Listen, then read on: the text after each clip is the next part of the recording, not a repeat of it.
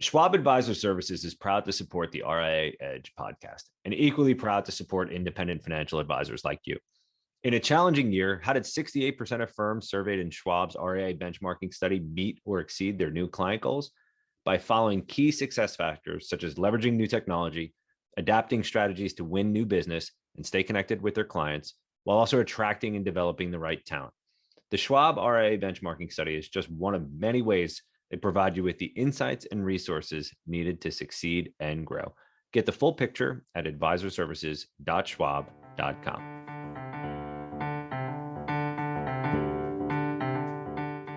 Welcome to the RIA Edge podcast. This is Mark Bruno, Managing Director of the Wealth Management Group at Informa Connect, and we are incredibly excited to have Karl Heckenberg here today, who is the CEO and President of Emigrant Partners and its affiliated company, Fiduciary Network. Karl, thank you very much for stopping by the podcast. We're excited to have you here today. No, it's great. I appreciate the invite. Yeah, we know that you've been very busy, and we know that you are very busy. You've been very active over the last year plus at Emigrant, and I'm really excited. We haven't done too many interviews on the RIA Edge podcast talking about one of the things that's been really reshaping M&A activity in the RIA channel quite a bit over the last several years, which is the rise of minority investors, companies like yours that are starting to play and have a bigger seat at the table and play a much bigger role in the evolution of the RIA channel. And you've announced several partnerships, deals, and investments over the last several months. And I'm sure you have a lot more that you're working on here that we can at least hint at during the discussion. But Karl, before we get into too much detail about some of your recent activity and what the vision is, I think it really would be helpful to learn a little bit more about Emigrant and just share with our audience what problem you solve for the RIAs and the firms that you're working with in the marketplace. So please, Karl, a little bit of background on Emigrant, if you would. Yeah, and I always start where the business started with the founder of the business, which was Mark Early. The business of Fiduciary Network, when it started in, call it 2006, 2007. I think, as you said, the problem that they were trying to solve for, really similar to Focus and a few others at that time, was how to stay independent, but how to provide some liquidity to the founders so the firm could stay independent, provide financing to younger partners to buy their equity. And I think in that regards, historically, the options if you had a, independent wealth management business was really sell at a pretty steep discount to, the internal next gen, or sell to a bank or another RIA, and you'd probably have to take a note. And, that was at a little bit of a higher number. But, I think that's how, really Focus and Fiduciary Network and some of the pioneers in the space, around minority financing or Focus will also do control. But I think that's really, where these businesses started. I think that shifted, in my opinion, a lot just in the last 3 to 4 years. And I always say, and we actually have a competitor who kind of comes in and says, I'm here to solve a problem. I actually don't feel like we're really necessarily solving a problem. I think we're sitting down with firms and talking about, as you were mentioning, and, before we started taping, what are the options that owners of these businesses have? And I think more often than not, we to our own detriment will explain to people, you're probably best off selling, and here's kind of the buyer landscape, and here's what you should do. And then I think for a smaller group of firms, we end up being a very good fit. And I think once you chip away all the options and all the things that they don't want, then I think we emerge in a very kind of unique space. And obviously that's very self-serving, but the capital that's required to do very long-term kind of minority passive investing is, very different from the capital that's raised by private equity sponsors. And that's really where more activity occurs in the space. But yeah, that's, it really started as a financing mechanism for founders and to keep the firms independent. I think now, the average age of the founder that we're investing in is probably 15 years younger than the firms that we were investing in even a decade ago. A lot of the founders now are in their 40s or 50s. The firms are really looking at putting on some capital to the balance sheet, growing the firm, helping professionalize and institutionalize the business. And that jump from 2 to 5 billion or 5 to 10 billion, I think, all the firms that we end up partnering with are acknowledging the capital is, certainly one part of the equation. But even if you look at our team breakup, 50% of our team has a background in consulting and advisory for wealth and asset management firms. And, that's where we've kind of really put our chips and resources, is saying, look, capital is bountiful. There's no shortage of it, although more so in the last 4 months or so. But really, how do we help you grow and then create a more flexible, tailored outcome? And that can be, we may be permanent capital, or we may be, partners with you for 2 to 3 years, like we were with Parallel and Audis, and then helping everybody have a great outcome and selling to a sponsor. And I think having that flexible capital and not coming in with a thesis that we're going to go out and really lever up the business and do a ton of acquisitions, which is really where private equity focuses their time and energy, mainly because their timeline's different.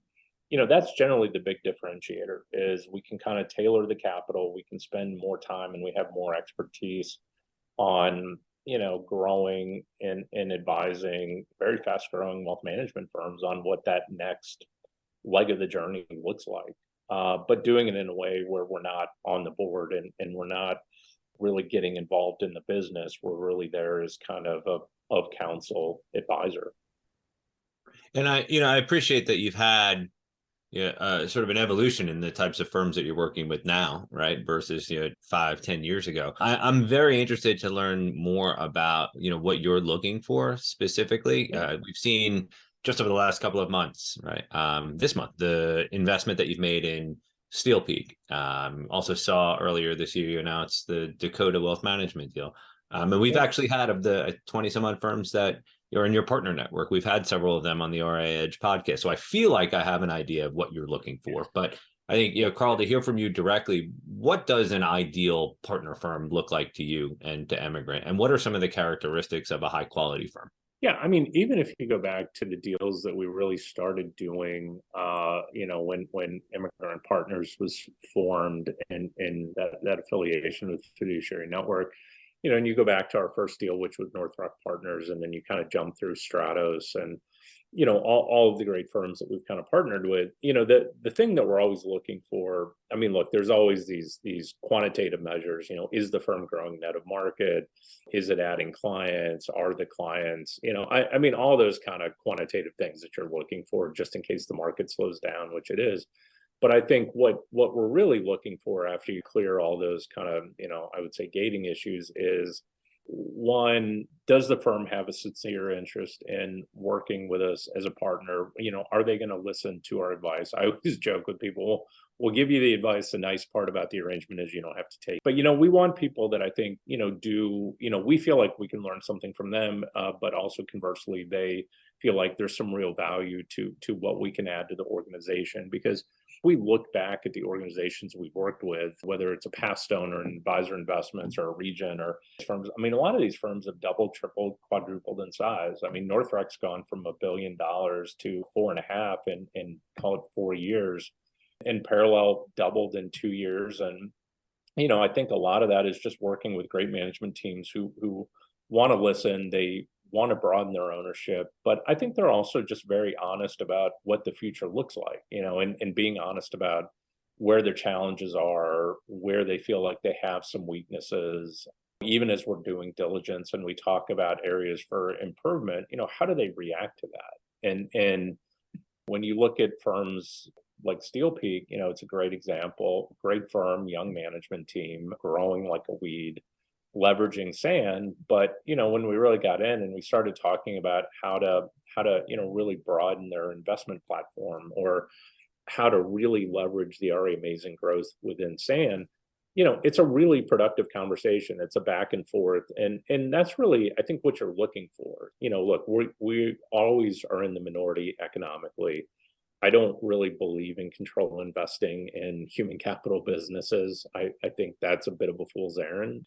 And I think, we try and create this alignment with these guys to create better outcomes. And be flexible enough. And I think that's where we end up winning. When we give people our references, we don't just give them two or three, and it's not even the 20 that we're invested in. We give them the 9 firms that we've exited, Mhm. including partnerships like Pastone and Cerity, and some really big, fantastic firms out there, and suggest that they call all of them. And I think that's where we end up winning. But I mean, I think that as we're underwriting these businesses, it's really, how do we interact with the team? How do they interact with us? And do we feel like together we can help build a lot more equity value in their business? And look, if you have a stronger operating company, even if margins come down or multiples come down, you're going to end up in a better spot no matter what. Right. So Yeah. I think it's really, do we fundamentally agree on how to build equity value in a business? Because if it's just straight leverage and financial engineering, I think that game is coming to a bit of an end, even as we're seeing people raise capital in the market right now. It's they're kind of being forced into a position where they have to raise capital. And that's not a great time to do it when you feel like you have to. No, definitely not. And I think, you're in a very unique position, not just because the number of the firms you work with, the size of those firms, you also mentioned the firms that you've exited, but, as a minority investor in some of these firms, I think you probably have, a lot of visibility that maybe many of the guests that we've had on the RIA podcast don't have across the business as a whole. And I think, Karl, if you wouldn't mind, I think we talk about minority investors. We've seen, more firms, make more investments over the last several years. I remember being at Echelon and doing some research on this and seeing from, 2020 to 2021, the number of minority investments in the RIA segment tripled, right, in a 12-month period. What does a minority deal actually look like? And not necessarily in terms of deal structure, although it would be good to get a sense Yeah, for what the yeah. ideal sort of stake would be, but also what does the relationship look like? If I own 19.9% of a firm, how much say do I have, right, in the strategy, the vision, and whatnot? So I'd love to just get a better sense for what a working partnership looks Yeah. like as a minority investor. Yeah, and I, again, maybe we're probably overly transparent sometimes to our own detriment. But when I talk to a seller and we kind of talk about the landscape and we talk about who the control buyers are, and those may be, great independently held firms like, a Minetta in St. Louis, or firms like that, or a Mhm. Brown Advisory, kind of what life looks like in them relative to the sponsor backed acquirers. And there's some great ones out there like Hightower, and Bob runs a great organization. But like, kind of the differences between that. But then even when we get into the nuances of what people call kind of minority investing, it's look, there's more activity because the sponsors in a lot of cases have been forced to go from control to minority, because that's opened up the market. Mhm. But if you look at the provisions within their documents, and the governance, it's really a control deal with minority economics. And so we talk to firms about that, because are they going to have vetoes? They're going to be on the board, like that's almost a certainty. Mhm. But they're really going to have a lot more authority. And ultimately, one of the things that they're going to have that we don't build into our deal structure is, they're going to have a put. Like, they're going to have the ability to go back to you in 3 years and say, I'm selling my position.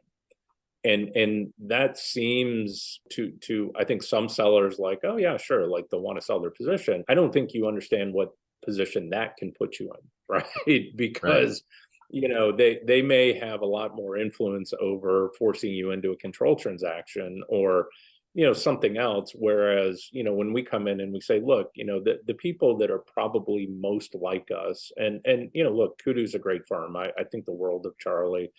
The guys at Cynosure, out in Salt Lake, Keith and Randy are great investors in the space. They're probably more like us. Cynosure is probably more of like a family office. It's, what's their cost of capital? What is their expectation of return? How long can they hold it? Where are they funding it out of? Is it a fund? Is it a balance sheet? And it's always interesting, because when you sit down with wealth managers and you're going through this, I always appreciate, a lot of them put their hand up and they're like, I'm not sure what you're talking about right now. Mm, And these are guys that do investments for a living, but this is very different. They've never sold a business. They don't really understand kind of what some of these things mean. And you kind of go through and you talk about even innocuous things like, oh, the sponsor said, I'm going to have control, but there was one word in there that said the board will be held to a fiduciary standard. And it's like, all right, well, that is atypical. And here's what it could mean for you. And they're like, oh, that one thing within there suddenly completely turns their business upside down and could force them to do something they don't want to do. And I think, when we kind of parse through it with people, we say, look, kind of the things that we want, the protections that we want are one, when we underwrite it, we assume that we're never getting our money back.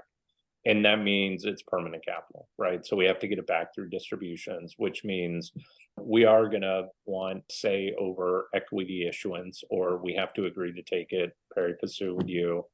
We want to make sure that we have a consent over you taking a debt, outside debt, and we provide term debt, but they want to bring in outside debt or over certain levels that it'll need our response. Hiring and firing of key people. But I mean, we actually outlined that up front in our term sheet. And part of that was what I found out very quick is I would rather be very upfront, very early with the bankers who all kind of know us and know our structure. But even with the sellers, like, here's what we're going to ask for. And then when you actually get an agreement from us, if we go into exclusivity, like, there's no surprises. Because I'm not interested in getting you, 7 months pregnant and then springing a big surprise on you. Because these are really designed to be long-term partnerships, and both sides have to come out of the transaction. Because even though the transaction is labor intensive and it's hard and it's time consuming, like, the hard work starts after you close. yep. It's not getting the deal done.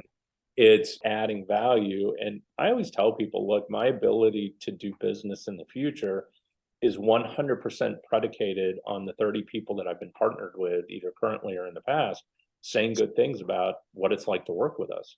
And so I think that starts with the transaction and not feeling like somebody got bullied in the transaction, or, they got their arm twisted. They kind of walked away and they understood why we need certain things and what's market and what's not market, and so on. So I think even when you chop up, different parts of the control market or the minority market, like, once you really understand how that capital is being formed and invested, and we talk about, where we're getting our capital from, and we don't raise any third party capital, and the flexibility that gives us, I think a light bulb goes on and people go, okay, I get the difference between you and somebody that's investing out of a growth equity fund, but they're buying a minority investment. And sometimes it's even not to get too deep into the weeds, but like, sometimes it's understanding, like, look, somebody's going to make a $50 million minority investment into your business out of a $5 billion growth fund. Does that make any sense to you? Like, the normal check size for them is probably 300 to 700 million. Like, Yeah. so you're 50. So what does that imply? And what it really implies is either A, they're having a hard time deploying the capital, or B, they intend to do transformational acquisitions because they've got a 3-year hold period and they're expecting to write another $100 or $150 million preferred equity check to help you buy a business at your size or bigger. Are you kind of signed up for that? And I think it's just all like checking the boxes. And then once you get to the end of the list, I feel like in any of these, like, there should only be a couple of parties that you're like, all right, this fits my criteria. So we probably talk to 10 people and 9 people aren't really a fit for what we do. But like, when we talked to, when we met Coda a year and a half ago in Australia, we weren't looking to make an investment in Australia. What we found is a rapidly growing firm with a great partnership group, with a great group of individuals that was really building something, unique. And I think that we were the first meeting. I remember meeting the guys out in Park City, and they were in from Australia, fresh off of quarantine. And, like, they circled back 3 weeks later, and it was like, it was love at first sight on both sides. And so I think once you kind of understand that and you work through it, I always tell a seller, like, it really shouldn't just be about the capital, because there's plenty of capital options. Yeah, I think you're in such a unique position, and thank you for the background there. It's the first time we've really gone deep, right, on what the nature of those relationships looks like, and I think that that's incredibly valuable, especially knowing that a lot of our listeners are trying to understand if they're somebody that you're currently talking to, you might be talking to at some point, right? What does it look like to work with you? And I think there are so many options right now, Yeah, but it's overwhelming. you're in a position that's really unique in the sense that you're not necessarily looking to work with people who are exiting in the next 15 minutes, right? You're talking to people that are looking to build and to grow, right?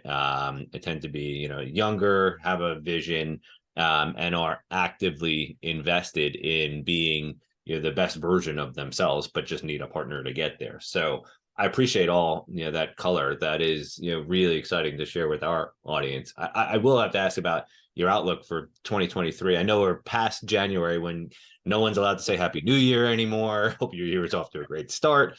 That said, though, I do Right. have to ask for your take on just the overall M&A environment. We've obviously seen some exceptional periods over the last 4 or 5 years. Saw it Yeah. started to slow a little bit last year. Yeah. Still, some pretty significant activity. I am curious, where do you see activity levels now compared to say a year ago, and where do you think we'll end up at the end of 2023? Yeah, 22 was kind of a kooky year because it was really starting off strong, and then you had the Russian invasion of Ukraine, and that really kind of pumped the brakes on the market for most of the summer. And then for us, it really picked up in the fall. Like I said, we don't have to raise third party capital, so we actually were the busiest at the end of last year when I think capital was pretty sparse. Our second busiest period behind that was actually March, April, May of 2020 during COVID. And that's when a lot of buyers lost financing. So for us, we kind of lick our chops when the credit markets get a little bit more challenging and the equity markets take a dive because I think firms really do step back and a lot of the big buyers. Mm-hmm. What I've noticed this year and really, the end of last year is you're seeing the big private equity backed platforms have to refresh their cap tables. So they're bringing in structured equity. They can't draw on their term loan facilities anymore, even though none of them will admit it. And they're doing deals, but they're highly selective. And it's like, look, I'm not doing a deal in Des Moines because I don't have a presence in Des Moines, but hey, I do have an office in Austin, so I'm going to get really aggressive on doing that because I can create some scale in Austin. And I think that makes all the sense in the world. Whereas like 2 years ago, it was like, we'll do a deal anywhere. Like financing Right. was plentiful. Everything was priced at L+4 and there was no amortization. And like everybody could just go way out on the risk curve in terms of leverage. And now it's like the lenders are really pumping the brakes. They can't draw on their facilities or they're hitting financial covenant kind of incurrence levels and there's all these things happening. And so what we're noticing is that the big buyers are really slowing down. They're getting much more focused. If you look at the deal activity for the big kind of top name aggregators, like used to be one or two deals was announced per day. Now Yeah. it's like kind of one or two per week. And some of them are smaller deals or they're acquisitions by portfolio companies. So I think that'll persist. I mean, the sponsors are still, I would say, reasonably active in the space. The only thing that I think will change in the back half of 23 is sponsors still have some capital that they raised in 21 when the market was pretty good. And they're still deploying that because, normally kind of capital is raised and then it's deployed kind of over a 3-year period. 2021 was kind of the last, kind of big fundraising year. So I think there's still some money to put out from those guys. They are being more selective. They are trying to restructure deals. I think they're trying to, as they rework their models and they understand financing is much more expensive at the portfolio company level. Like, that just changes the dynamics. But they're still out there and they're still pretty active. I think you're going to see one or two big recaps of some big platforms this year, similar to like when we saw Genstar come into Cerity, which Kurt and that business just have built something incredibly special. But, I think you'll see some big headline deals like that this year. So you'll still see some big sponsors. Obviously, we saw, the big deal this year is Clayton taking Focus private. which I think is a brilliant deal, but it all depend on what approach Clayton takes there. And we can talk about that or not talk about that. But I think that, the back half of the year is going to get a little bit more challenging because I do think the sponsors didn't have a great fundraising year last year. I think this year has been pretty, and so, you get into end of 23, 24, like I think really good, fast growing firms, the multiples aren't going to go down much. And those multiples, unfortunately or fortunately, are still probably low to mid teens, sometimes even higher, but we got to a period where they were like 20 and 23, like that was insane. So they have pivoted off of that, but I think, we may see a little bit more of a softening towards the end of the year, beginning of next year, as a lot of that 21 capital is kind of deployed now. And, some of the things that they've been raising now are more structured or more distressed, and the return profiles are different for those types of funds, and the structure of the investments that they make. And, there's been a lot of money raised more on the distress side lately than, kind of growth equity. Yeah, and I think that's a great summary of where we are right now. It does feel like the deals are starting to slow. I like your assessment of how we in the media world are covering M&A activity as a good barometer. We've been from daily news, right, to weekly news. And that's very much the case. I think what'll be interesting, this is more personal opinion, is and it ties into a point with a point that you made earlier. After 3 or 4 years of incredible activity levels, to me, it's really about what does the integration look like, and how successful are buyers and sellers at making the several hundred deals, right? Almost 1,000, I'd say, if you went back to the last 4 years. That's really what I think this year will be. One of the things that we talk about a lot that we haven't focused on all that much, right? We talk about the deal, we talk about the headline, but we don't talk about the Monday morning after the deal, and we certainly don't talk about what happens well after that, right? But we don't talk about the Monday morning after the deal, and we certainly don't talk about what happens well after that, right? So to me, I think if I'm fast forwarding 12 months and putting a headline on the RIA M&A activity article that will undoubtedly write, it could be more about what did 1 + 1 equal, right? Was it more than 2? So with that, Karl, I would love to just get your final take and your final thoughts as we kind of look ahead at 2023, specifically through the lens of Emigrant and the seat that you have. What are some of the things that you think will have to happen for Emigrant to continue to be successful and continue to have the impact that you're having on shaping the RIA industry? Well, I think being that source of kind of transparent information about what it takes to build a good business when you're probably getting out over your skis. And look, we can help to an extent, but look, there are times where like I said, I think your point around integration is important. And when we advise our companies, Coda's a great example. They did their first acquisition about 5 months after we finished the partnership in Perth. They're in Sydney, a large acquisition, and it was a lot of work for them. We gave them a lot of advice that this is going to be harder than you think, but like, don't build out a forecast that says you're going to do one of these a year. Like, do this, get it right. And look, I think there are guys who did that very well early on. There's guys that really, I think that's what's going to separate the quality businesses. So like, Sarity does an amazing job of integrating businesses. Bob at Hightower does a great job of doing it. Marty at Mariner, Peter at Creative. Like, there are guys out there that are really building national businesses, right? And then there's a bunch of guys out there just piecing together a bunch of crap. And it's not that the underlying businesses are crap, it's that the post-integration, post-closing roadmap, like, there is none, or it's super loose. And I think that those are the businesses, go back to when Wealth Trust fell apart, and that kind of collapsed. And most people don't even remember that or even talk about it, but like, it happened. Cap Trust is a great business. Like, they're going to be fine.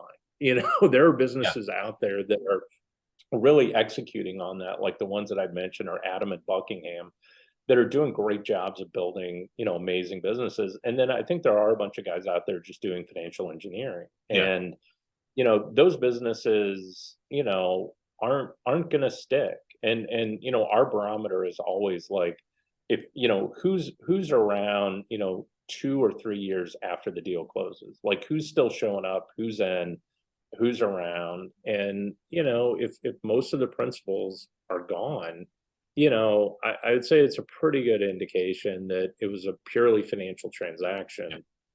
And I just don't think it works. So I mean, I think that we will see, some of these great platforms like I'd mentioned. I think we work well with all of those folks. We've sold to Cerity, we've sold to some of these guys, and we advise our firms like, okay, maybe it's time to think about doing something more high level and really transformational. And sometimes it's like, no, you're building something special and it's better off to go alone. But I think it's just being objective and aligned in the outcome. And it sounds so simple and basic, but in my opinion, like in experience, like that's actually pretty hard to come by when you're talking to capital providers. Because I always tell people, look, our primary goal is to build equity at your level, not my level. Like, I'm not trying to build a business to IPO. I'm not trying to build a business to sell to a private equity firm. I don't mark the equity value of my business at anything. It's the value that we create is down at your level, and that's pretty material. Because if you look at even some of the basic data of number of firms over $5 billion, it's doubled in the last 4 years. Yeah. The number of $5 billion firms has doubled, and this market is only going to get bigger and bigger. And I think the capital solutions are going to have to get more sophisticated than just private equity growth funds. And that's really what it's been. And I think we're in for a really interesting period of time over the next 5 to 10 years, because I think there are going to be different pools of capital coming in. I think they are going to be a little bit more sophisticated. And I think they are going to stop focusing on financial engineering and start focusing on how to build real value in these businesses. And I think that's an exciting time to own a big RIA right now, as opposed to just saying, well, we're going to grow, we're going to take in some private equity capital, do, a crap ton of M&A, and then try and sell it at an even higher multiple, to somebody. And anybody that's done a lot of M&A knows it's not easy work. There are guys that, like I said, like Buckingham and so on, that do it really well in Cerity. But, that takes a lot of infrastructure, more so than most RIAs want to build out. And we meet a lot of mid-sized firms that are like suddenly like wake up one day and say, we want to spend all our time on M&A. I always joke, I spend more time talking people out of M&A than I do talking them into it. and it's like, and I mean, not to ramble on this, but like, I would say, look, you're going to be one of 25 to 30 buyers in the mix. Like, what makes you better than a Buckingham or Cerity or a Pathstone or a Colony or, a Mariner? Like, and really, like, look yourself in the mirror and really ask, why are you so different? And like, I can help tell you how you can make yourself more different. But, you've got to be realistic about it. Yep. And I think it's having been through a fair amount of M&A, it is a full-time job once you're down that track, right? And it's life-changing. So yeah, sometimes it's a more philosophical question, right? Not do you want to be doing M&A, but should you be doing it? So I'm not surprised you spend more time talking people out of deal making, right? Than and like, why do you want to do it? Yeah. Are you growing so strongly organically? Because if you can't get the organic growth in your own organization down, why would anybody sell to you other than it's just a financial transaction and you're the dumb money in the room?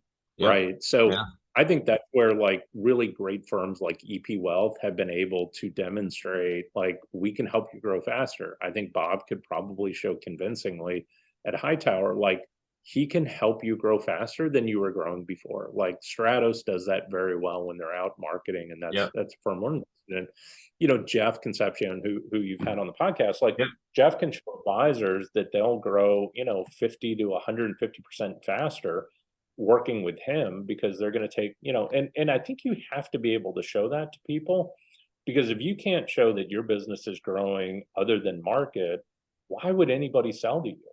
Yep.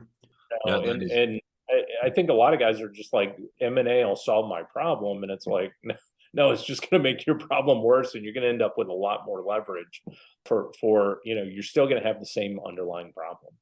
Yeah, it's is a really great way to describe the M&A environment. It has its own energy, right? I can understand Right. why people are drawn to it, and especially when you're hearing about it and there's this FOMO, I can certainly understand why people are kicking the tires as much as they are. But I think that it is such a massive commitment of time, energy, and just resource that you really need to be clear on what you're trying to accomplish, if it's the right time for you and if it's right for you in general. So, I mean, Karl, thank you for walking through the mechanics of the deal making, talking through what the structure looks like with a minority investor, but most importantly, the psychology of it. It's something that doesn't get talked about enough. And I can say, we will spend more time on it, not just on the podcast here, but also at the RIA Edge, the main event, May 21st, coming up right around the corner in Q2, where we'll get into not just the M&A activity, deal structure, and valuation, but we will look a little bit more philosophically as to what it takes to make a deal successful after the close. So, Karl, I think you've touched on a year's worth of content here in just a half an hour. So we appreciate you stopping by the RIA podcast, and thank you so much for spending some time sharing your thoughts, and congrats on all the success that you've had at Emigrant. Yeah, thanks. No, this has been great. All right, everybody. Well, thank you for stopping by the RIA podcast and listening to the interview here with Karl Heckenberg from Emigrant.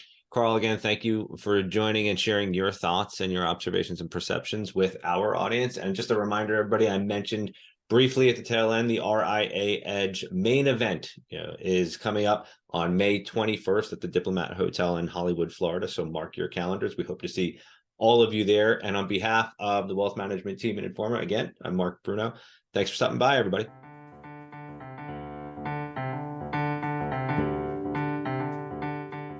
Schwab Advisor Services is proud to support the RIA Edge podcast and equally proud to support independent financial advisors like you.